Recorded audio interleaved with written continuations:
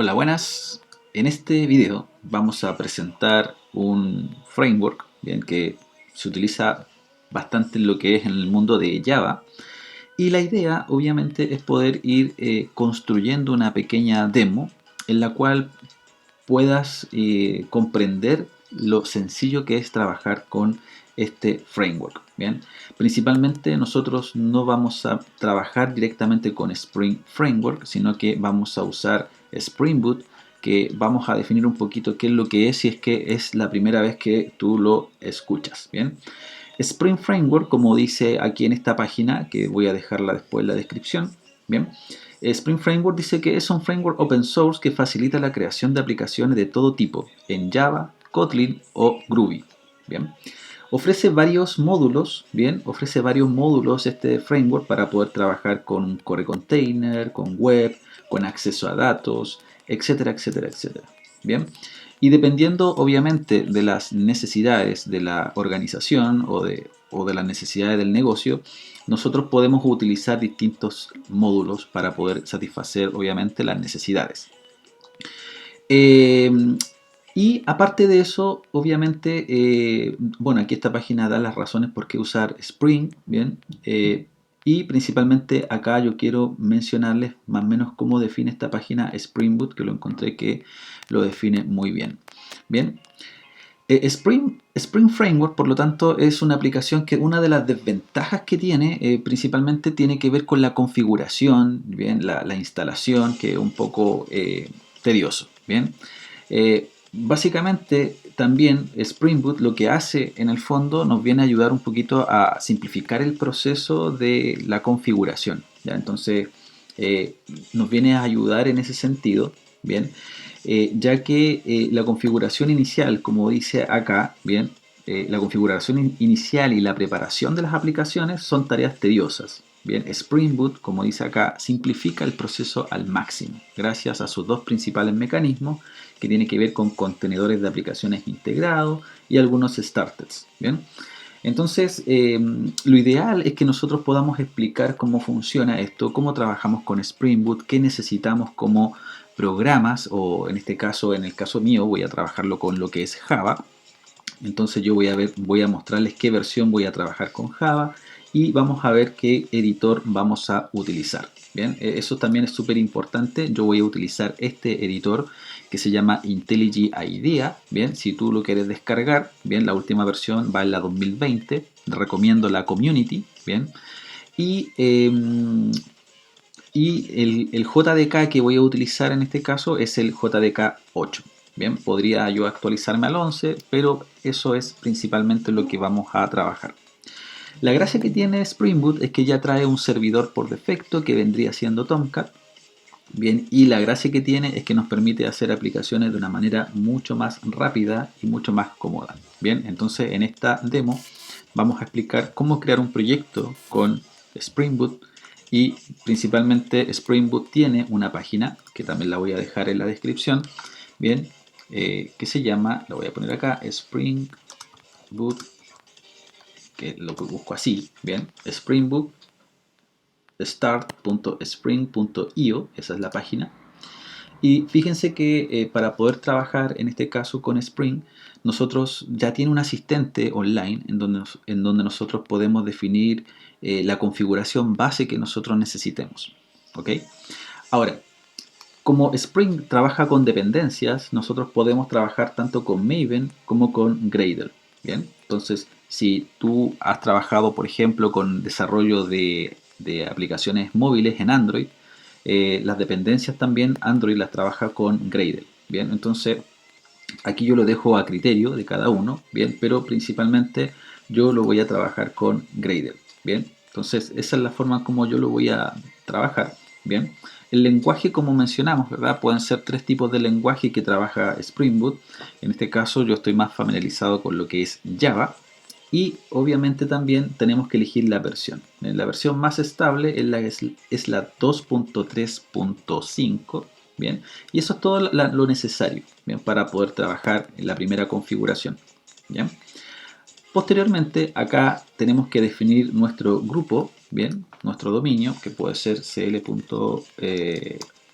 Roman, por ejemplo, bien, y el artefacto se va a llamar demo, bien, se va a llamar demo, una pequeña descripción, bien, lo vamos a dejar así como está, y la forma en cómo vamos a gestionar nuestro empaquetado lo vamos a dejar como jar, así por defecto. Bien, y fíjense que estas son las versiones de Java que soporta Spring Boot. Bien, entonces yo tengo la versión 8, por lo tanto ahí yo selecciono la opción que necesito. Luego de eso, nosotros lo que debemos hacer es simplemente agregar una dependencia. Bien, entonces Spring Boot hace todo este proceso de una manera mucho más sencilla. ¿Ya? En este caso podemos trabajar con distintas dependencias. Nosotros podemos buscar también en el repositorio de Maven, bien, algunas dependencias extras, y viene toda la explicación también con respecto a qué pasa si yo uso Gradle, por ejemplo, cómo haría esa importación o esa dependencia. Vamos a trabajar con esto porque la idea es poder crear una RESTful, bien, una aplicación RESTful, bien, y más adelante también, dependiendo de cómo sea la demanda, vamos a explicar también cómo trabajar con plantillas, bien, cómo trabajar con archivos HTML, bien, con controladores, y obviamente también el objetivo de esta RESTful es que más adelante se conecte con una base de datos, bien, entonces eso también vamos a irlo explicando, bien. Así que vamos a seleccionar esta dependencia por el momento. Vamos a definir esa dependencia. Spring Web nos permite trabajar con RESTful. Y una vez que ya está todo configurado, una vez que tú ya tengas tu JDK instalado, ya sea la versión 8, la versión 11 o la versión 15, bien, simplemente le das a generar. Bien, automáticamente esto va a descargar un zip con la demo. Bien, yo podría verlo en mi explorador y fíjate que acá tengo la demo. Simplemente lo descomprimo, bien, le hago doble clic, bien, y se descomprime la demo. Bien, doble clic, ahí sí. Bien, entonces aquí ya tenemos la demo, se le puso demo 2, yo le voy a cambiar el nombre a demo. Bien, parece que creo que tengo una demo, sí, tengo una demo acá, entonces voy a crear una carpetita mejor, bien, que se va a llamar Spring Boot, bien, YouTube. Bien, vamos a dejar ese proyecto acá, bien, voy a abrir esto, bien, y a esto le coloco demo para no tener problemas después con nuestro proyecto, bien. Una vez que descargamos esto, tenemos varias alternativas para poder configurar o programar nuestro proyecto. Bien, una alternativa puede ser un programa que yo tengo por acá, bien, que es de Eclipse, que se llama Spring Tool Suite. Bien, Spring Tool Suite es un IDE que está ya configurado para trabajar con Spring Boot, bien, y básicamente es un IDE que es un Eclipse. Ya es un Eclipse adaptado para poder trabajar con obviamente Spring. Bien, en este caso yo comparé ambos son muy poderosos, ambos son muy buenos, bien, pero yo estoy más familiarizado, como vengo también de aplicaciones móviles, yo trabajo con Android Studio. IntelliJ IDEA, bien, es bastante también bueno, bien, me autocompleta hartas cositas, entonces a mí me gusta bastante. No es tan pesado como es Android Studio, es mucho más liviano que Android Studio, así que yo lo recomiendo. Bien, IntelliJ IDEA yo descargo la versión Community Edition. ¿Ya? O sea, ustedes pueden verificar la página de IntelliJ IDEA. Bien, pueden revisar la página de IntelliJ IDEA y lo único que ustedes necesitan es el JDK, que si ya vienen de la familia de Java, bien, lo pueden hacer, pinchan en descargar, bien, y simplemente descargan la community, bien. Entonces eso sería con respecto a el editor.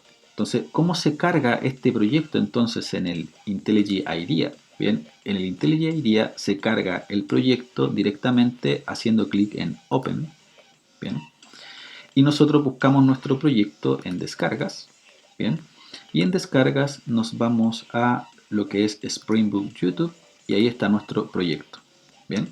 Automáticamente le damos clics a abrir, bien, nos da me aparece a mí una observación acá, simplemente le damos OK. Bien, dependiendo de la versión 2020, la versión del 2020, yo tengo la versión 2019, creo que también pide lo mismo o pide otro diálogo, pero simplemente se acepta.